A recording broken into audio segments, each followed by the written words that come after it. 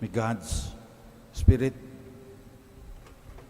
enlighten our minds today so that we will become closer to God as we listen to His Word and receive His body and blood in the Holy Eucharist. I would like to show you first a picture from the James Webb Telescope. They could have a very high resolution now because they put the telescope in outer space. No more impediments from the clouds and from other climatic conditions. Those are not stars. Those are galaxies. Galaxies are huge things, hundreds of millions of light years across. There are 2 trillion galaxies in the universe. Estimate na lang yan dahil may iba sila, hindi pa nakikita. 2 trillion galaxies. We belong to the Milky Way. Hindi ko alam bakit Milky Way ang tawag sa galaxy. May mga Andromeda, there are other galaxies, and these are all galaxies, 2 trillion of them. And the Milky Way, our own galaxy, has 400 billion stars like ours. The sun is a star, our sun. It is a medium-sized star in the middle of the Milky Way galaxy. We are so insignificant in this world. The universe is so vast. We could take pictures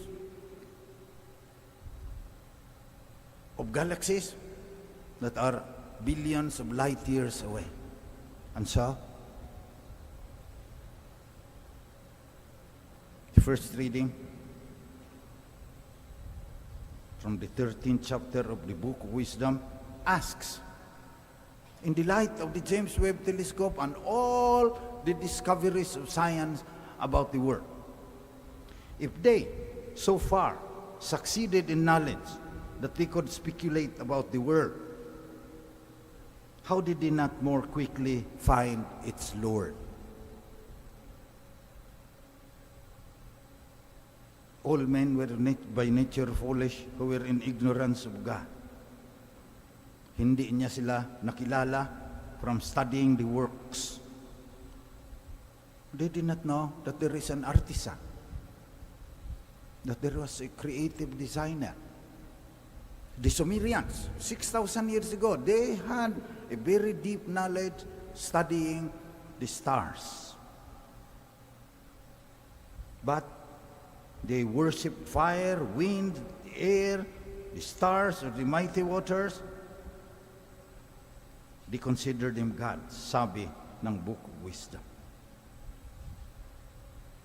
They have to be struck by their might and energy and realize how much more powerful is He who made them. So, look at the universe. You will be filled with awe. It is a mysterious universe. We cannot understand it.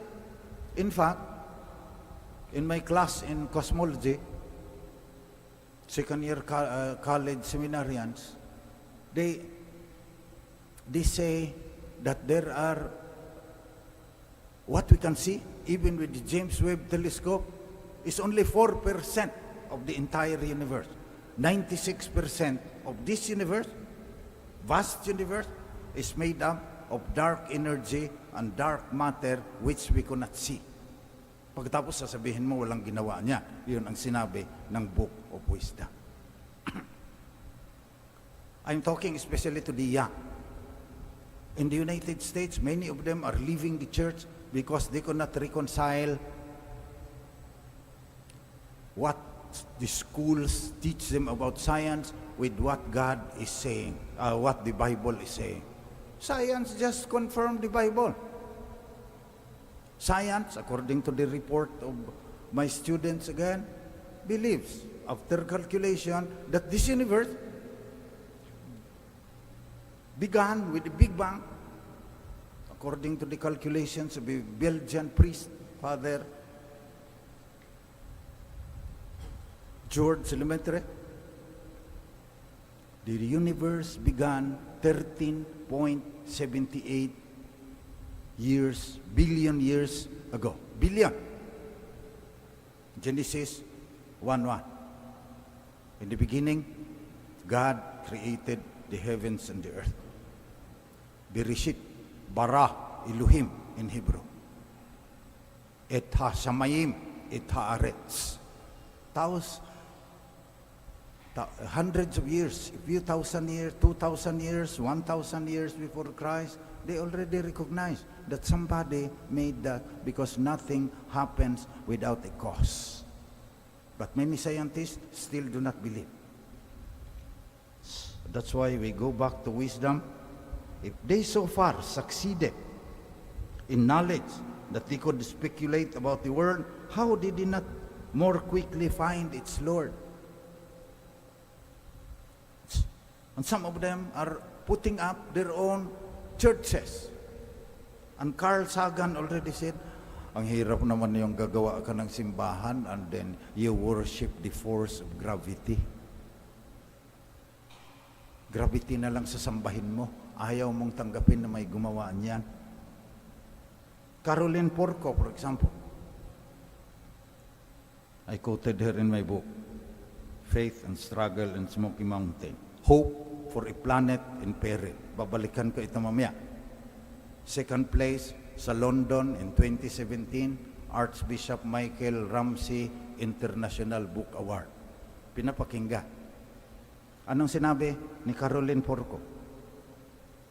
Magtatayo tayo ng Congregation of the Church of Latter-day Scientists, raising their voices, praising and giving tribute to gravity, the force that binds us all to the earth, and the earth to the sun, and the sun to the Milky Way.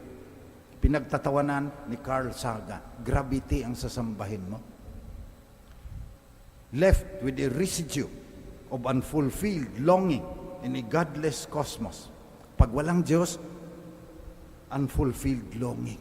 We want to live forever.